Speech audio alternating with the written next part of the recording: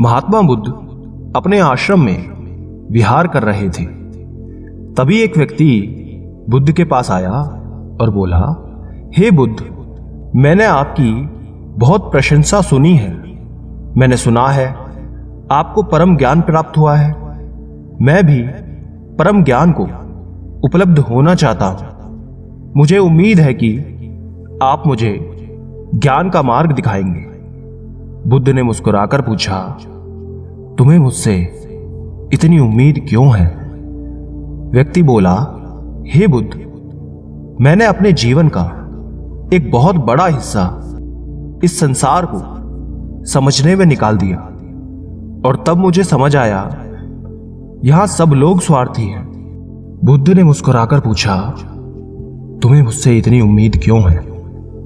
व्यक्ति बोला, हे बुद्ध, मैंने अपने जीवन का एक बहुत बड़ा हिस्सा इस संसार को समझने में निकाल दिया और तब मुझे समझ आया यहां सब लोग स्वार्थी हैं। किसी को किसी से कोई मतलब नहीं है। सभी सिर्फ अपने बारे में ही सोचते हैं। कोई किसी की मदद नहीं करना चाहता, ना कोई किसी को अपना समझता है। यहां सिर्फ अंधकार ही अंधकार है। यहां बहुत कम लोग हैं जो निस्वार्थ दूसरों की मदद करते हैं। उन्हीं में से एक आप हैं। आप भी सभी को निस्वार्थ ज्ञान देते हैं। इसी कारण मैं आपके पास आया हूं। भगवान बुद्ध ने कहा, तुम्हें अंधकार ही अंधकार क्यों दिख रहा है? व्यक्ति ने कहा, मैंने अपने जीवन में अंधकार ही देखा है। मुझे मेरे पिता से उम्मीद थी कि वो मेरा विवाह उस लड़की से करेंगे जिसे मैं पसंद करता हूं, लेकिन उन्होंने ऐसा नहीं किया, बल्कि मेरा विवाह किसी दूसरी लड़की से कर दिया। वो लड़की जो मेरी पत्नी बनकर आई है, मुझे उससे उम्मीद थी कि वो मेरे जीवन में खुशियां लेकर आएगी, मेरा ख्याल रखेगी और मेरे सभी कार्यों में मेरा साथ देगी। लेकिन ऐसा नहीं हुआ। मैं एक कवि हुआ करता था, लेकिन मेरी पत्नी को यह पसंद नहीं था। वो चाहती थी मैं कुछ और काम करूं और ज्यादा पैसे कमाऊं। वो इसके लिए मुझसे रोज झगड़ा करती। उसने मेरा जीना दुश्वार कर दिया।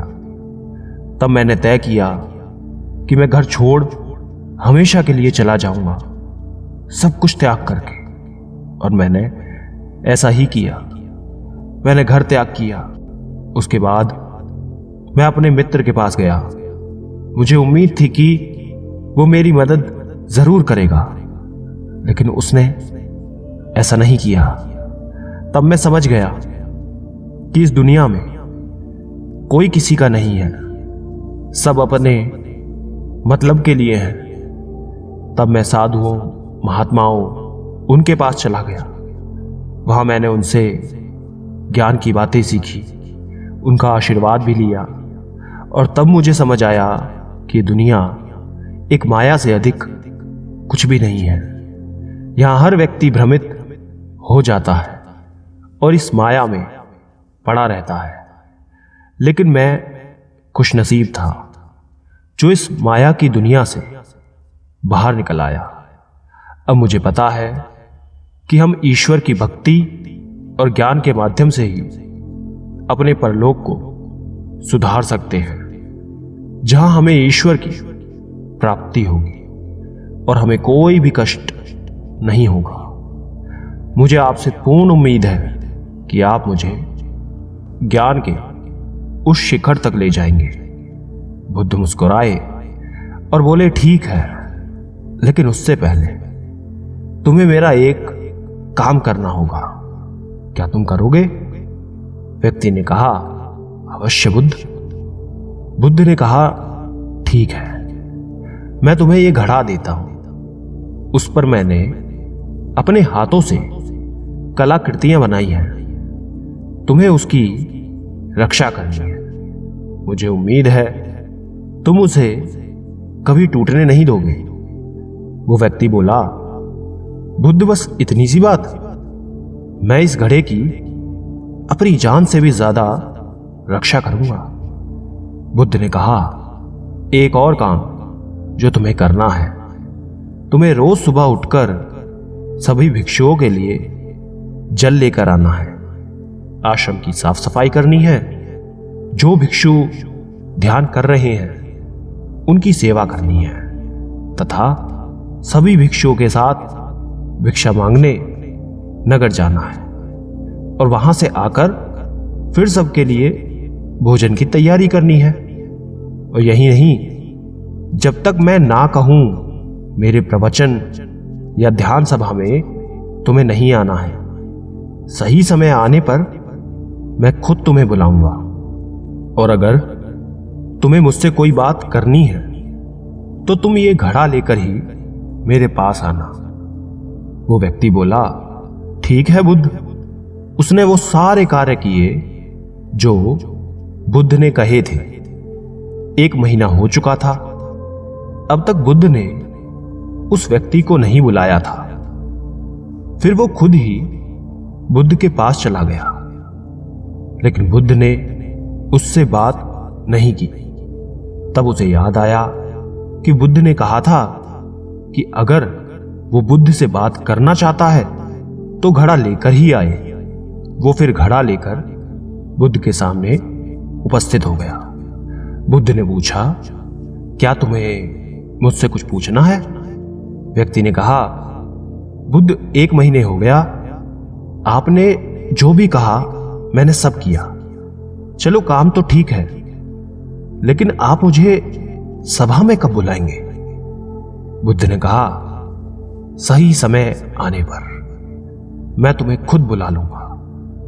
ये सुन वो व्यक्ति वहां से चला गया और अपना काम करता रहा। ऐसे देखते हुए 1 महीना और बीत गया। 2 महीने हो चुके थे। वो उसी तरह अपना काम कर रहा था। उसने बुद्ध से जाकर फिर वही प्रश्न किया। बुद्ध ने फिर कहा, सही समय आने पर मैं तुम्हें खुद बुला लूंगा। ये देखते देखते 1 और महीना बीत गया। अब व्यक्ति का धैर्य जवाब दे रहा था। वो व्यक्ति बुद्ध के एक शिष्य आनंद के पास गया और बोला, हे आनंद, बुद्ध सही नहीं कर रहे हैं। मुझसे बाद में आए शिष्यों को बुद्ध ने अपनी सभा में शामिल कर लिया, लेकिन मुझे अभी तक नहीं किया। आनंद ने कहा, बुद्ध ने जो भी कहा है वो तुम्हारे लिए है, उसे किसी और से मत कहो। बुद्ध तुमसे प्रेम करते हैं। उन्होंने जो घड़ा तुम्हें दिया है वो उन्होंने खुद गढ़ा है। उन्होंने आज तक ये घड़ा किसी को नहीं दिया था, लेकिन तुम्हें दिया है। वो व्यक्ति ये सुनकर चुपचाप चला गया। उसे लगने लगा कि ये घड़ा देकर बुद्ध ने उसे अपना गुलाम बना लिया है। एक दिन उस व्यक्ति के धैर्य ने जवाब दे ही दिया और वो घड़ा लेकर बुद्ध के सामने खड़ा हो गया और बोला, आप मुझे मूर्ख बना रहे हैं। मैं जब से आया हूं तब से इंतजार कर रहा हूं कि आप मुझे सभा में बुलाएंगे, ज्ञान देंगे, लेकिन आपने ऐसा कुछ नहीं किया। जब भी मुझे आपसे बात करनी होती है, मुझे ये घड़ा लेकर आपके पास आना होता है। मुझे लगा था आप मुझे कुछ सिखाएंगे, लेकिन ऐसा नहीं हुआ। आप मेरी उम्मीदों पर खरा नहीं उतरे। ये सुन बुद्ध मुस्कुराए और बोले कि जल्द ही मैं तुम्हें ध्यान सभा में बुलाऊंगा। वो व्यक्ति भड़क गया और बोला, मुझे आपके किसी भी ज्ञान की जरूरत नहीं है। मुझे नहीं लगता आपको कोई ज्ञान प्राप्त हुआ भी है। आप झूठे हैं। आप झूठा ही अपने ज्ञान का प्रदर्शन करते हैं और मुझे आपके इस घड़े की भी कोई जरूरत नहीं है। और वो घड़ा उस व्यक्ति ने जमीन पर दे मारा। घड़ा टूट गया। बुद्ध एक कपड़े में उस घड़े के टुकड़े को समेटने लगे। ये देख वो व्यक्ति लज्जित हो गया और बुद्ध से माफी मांगने लगा और बोला, बुद्ध मुझे क्षमा करें। मुझे क्रोध आ गया था। बुद्ध ने मुस्कुराते हुए कहा, अब समय आ गया है, तुम सभा में उपस्थित हो सकते हो। बुद्ध उस व्यक्ति को सभा में ले गए और प्रवचन शुरू हुआ। बुद्ध ने कहा, इस दुनिया में व्यक्ति का सबसे बड़े दुख का कारण उसके किसी वस्तु से खुद को जोड़ना है। जब हम किसी से कोई उम्मीद लगा देते हैं और वो पूरी ना होने पर हमें दुख देने लगती है।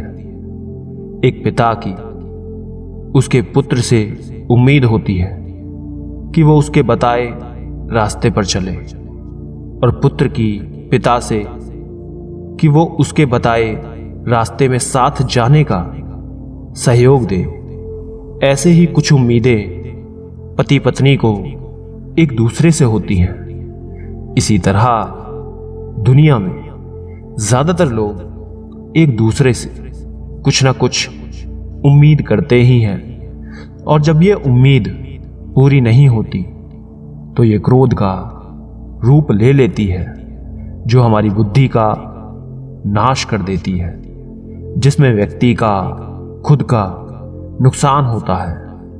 क्रोध गर्म कोयले को अपनी हथेली पर रखने के समान होता है, जिससे हम दूसरों को जलाना चाहते तो हैं, लेकिन उसमें पहले आप खुद का हाथ जला लेते हैं।